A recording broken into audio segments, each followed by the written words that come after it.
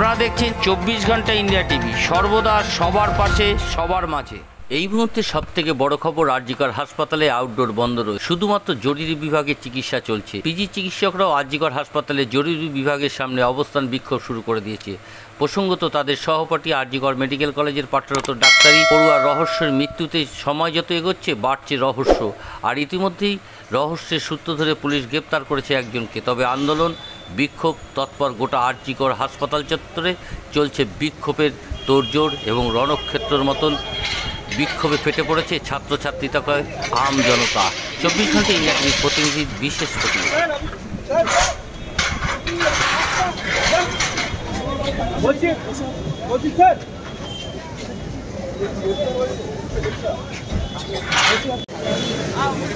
Sir এখন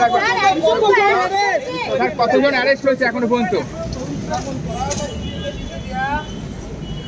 আমরা দেখতে পাচ্ছি এই মুহূর্তে সেই ছবি, যেখানে একবারে সেই ছবি দেখানোর চেষ্টা করি। একবার ডিসি সাউথ কলকাতা পুলিশের অর্থাৎ আরজিকর হাসপাতালের জরুরি বিভাগের সামনে এসে উপস্থিত হয়েছেন এবং তিনি ঘটনাস্থলে গিয়ে পৌঁছবেন। সেখানে কিন্তু ঘটনাস্থলে গিয়ে পৌঁছে তিনি কি ঘটনা ঘটেছিল বা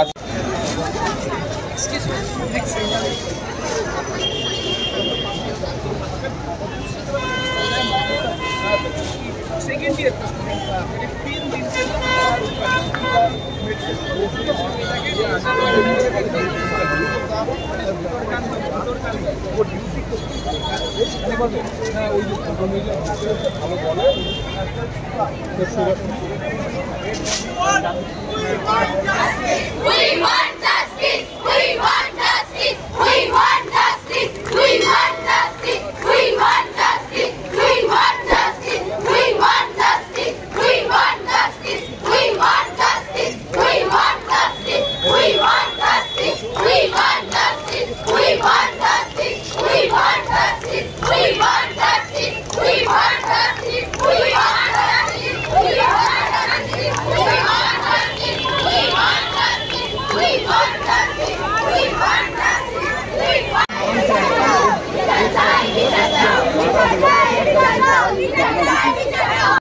আজ এ পর্যন্ত।